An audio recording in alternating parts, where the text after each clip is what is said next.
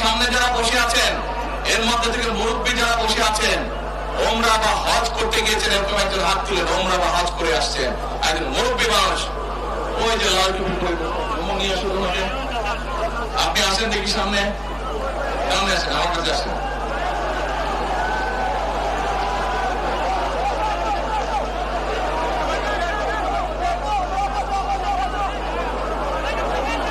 চশমা ঝুলছে, চশমা ঝুলছে।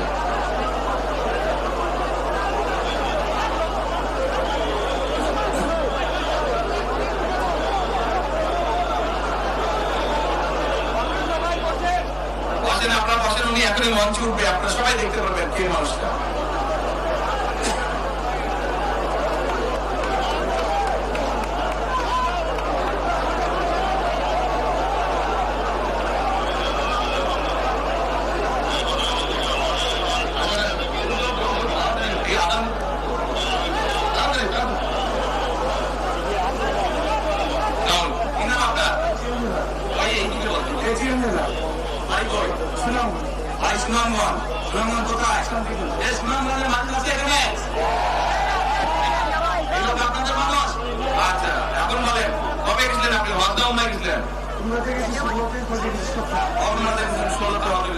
এখন আমাকে বলেন, আপনি তো ওমরা হজ করেছেন, আপনি কাবা শরীফে গেছেন, কাবা শরীফের মালিককে জোরে বলেন আল্লাহ।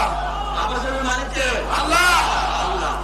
আমরা মুসলমান সবাই এই দিন দুনিয়ার আমরা যে পৃথিবী দেখে পৃথিবীর মালিককে আল্লাহ। এই সূর্য নক্ষত্র যা দেখি তার মালিককে আল্লাহ। বেহেশতের মালিককে আল্লাহ। দোজখের মালিককে আল্লাহ। আপনারা সকলেই সাক্ষী দিলেন দোজখের মালিক আল্লাহ, বেহেশতের মালিক আল্লাহ, এই পৃথিবীর মালিক আল্লাহ, খাবার মালিক আল্লাহ। আরে ভাই, যেটার মালিক আল্লাহ সেটা কি অন্য কেউ দেওয়ার ক্ষমতা রাখে? রাখে না। তাহলে কি দাঁড়ালো? নির্বাচনের আগে একটি দল এই দিব ওই দিব বলছে, টিকিট দিব বলছে না? যেটার মালিক মানুষ না সেইটার কথা যদি সে বলে, এক সেরে কি করা হচ্ছে? হচ্ছে না? যার মালিক আল্লাহ, যার অধিকার শুধু আল্লাহ একমাত্র, সবকিছুর অধিকার উপরে আল্লাহর অধিকার। কাজেই আগেই তো আপনাদেরকে ঠকাচ্ছে, নির্বাচনের পরে তাহলে কেমন ঠকাবে আপনাদেরকে বোঝে নেবা। শুধু ঠকাচ্ছেই না মানুষকে, যারা মুসলমান তাদেরকে শিরকি করাচ্ছে তারা। নাউযুবিল্লাহ। প্রিয় ভাই বোনেরা, কেউ কেউ বলে অমুককে দেখেছে, তমুককে দেখেছে, এবার একে দেখেন। প্রিয় ভাই বোনেরা, 1971 সালের যুদ্ধ, যে যুদ্ধে লক্ষ মানুষের প্রাণের বিনিময়ে এই দেশ স্বাধীন হয়েছে, আমাদের এই প্রিয় মাতৃভূমি, সেই মাতৃভূমিকে স্বাধীন করার সময় অনেকের ভূমিকা আমরা দেখেছি, যাদের ভূমিকার কারণে এই দেশের লক্ষ লক্ষ ভাইয়েরা শহীদ হয়েছে, এই দেশের লক্ষ লক্ষ মা বোনেরা তাদের সম্মান হানি হয়েছে। কারণ তাদেরকে তো বাংলাদেশের মানুষের মধ্যে দেখেই নিয়েছে।